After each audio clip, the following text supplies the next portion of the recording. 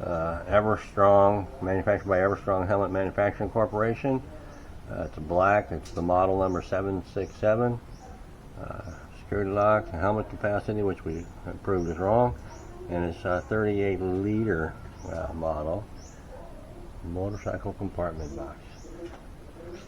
Oh, alright guys, so this is the hardware that comes with it. You got 4 of these these bolts or U-hooks or whatever you want to call them. They're going to go up underneath the metal rack, and they are going to hold this on here with the spacers here for underneath the washer on both sides. 4 Allen head bolts with a nylock nut on them, and 3 washers. I guess I'm missing a washer there, and then these 4 little screws here are to hold this cover plate on right like that. I'll hold that right on there, and then the box will mount right to there, right there on that lip there, and this is the quick release right there.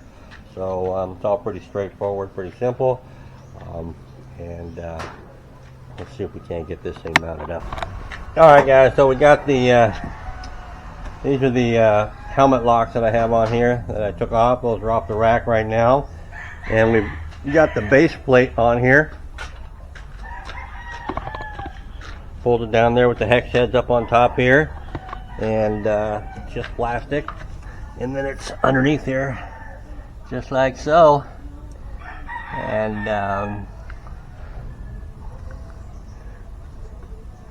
nothing too exciting about that, but it's done. So before I put the cover plate on the top, I am going to figure out a way, if there's a way to put this underneath there. I might have to drill some extra holes, or if I even want to do that, depending on how difficult it looks like to get the helmets on and off.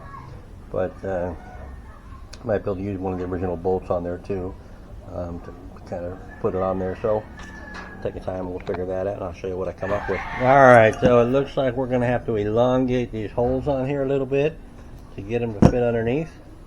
And got a little die grinder out, and I'm going to fire up the compressor, and we'll see how we do here. So while I'm waiting for the compressor to build up some air pressure, we'll just take the die grinder and elongate those holes out a little bit. This project working out here under my carport is kind of a pain. Not necessarily a pain, but it's just time consuming, because back there in the cubo is where all my tools are back there.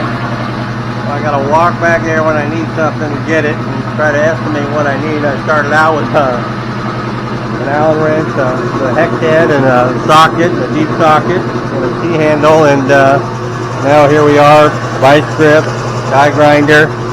I actually brought some drill bits out. I thought I might drill it out, but it'll probably be easier, so it's just time consuming. It's definitely not as convenient as I was when I was in the States and just had everything in the garage set up and a workbench and everything. So anyway, such is life.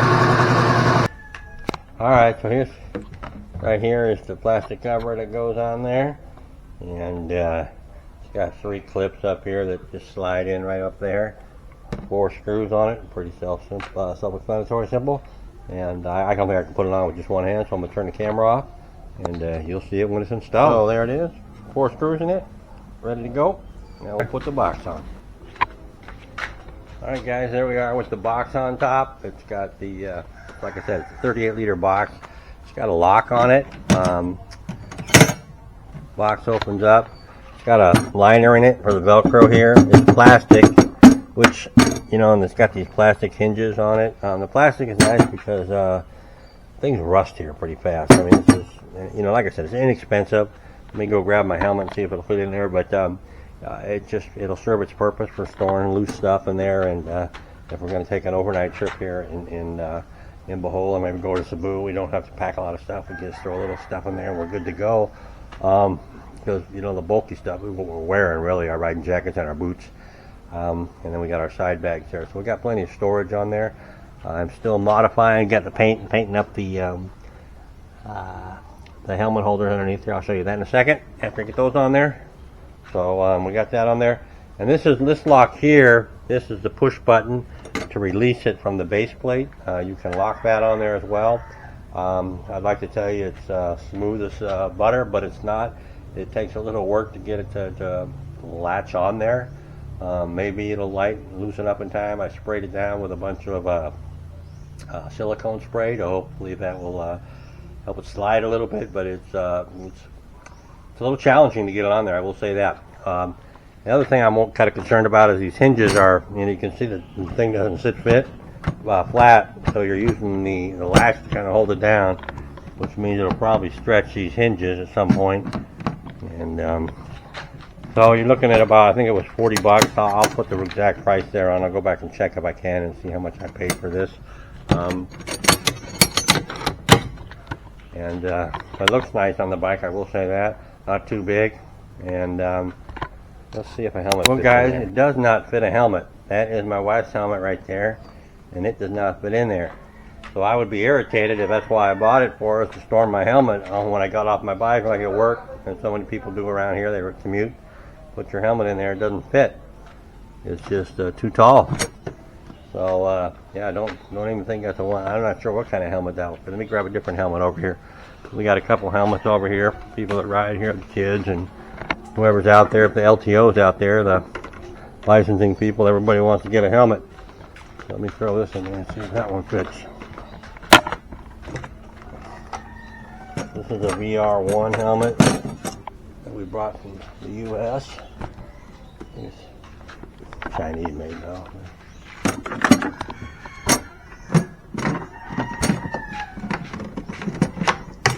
Yeah, that helmet there doesn't fit in there either. So, as far as holding a helmet, I'm not quite sure what kind of helmet they meant. Maybe a bicycle helmet, but it certainly does not hold a motorcycle helmet.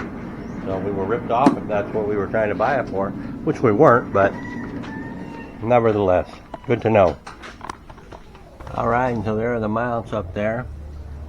I just used the bolts that are holding the box plate down, and they both hold the helmets there, and probably help not absorb so much water. A little hidden there, so they were kind of getting rusty, and the locks are getting little tumblers, and the locks are getting a little rough. And let's see if hopefully that'll. I'll just get some WD-40 in there, and I don't think you're supposed to use WD-40 on locks. You're supposed to use graphite, but let's see what happens. Let's see. All right, well, there it is. Worked out. A little modification on existing aftermarket part, and got the helmet locks on there. Got the box on there, and can pop the box off relatively easily. And if it works well, the pin works well, and we're ready to go. When we go for more than a few days and we have a dry bag on the back, we'll just take the box off. We just strap the dry bag across these boxes here and on the rack, and just strap it down. All right, guys, there we go. We got both helmets on there. Mounted up there. They both fit, hanging upside down so they fill with water if it's raining. But not a whole lot you can do about that, I guess. But they are there, and I'll get them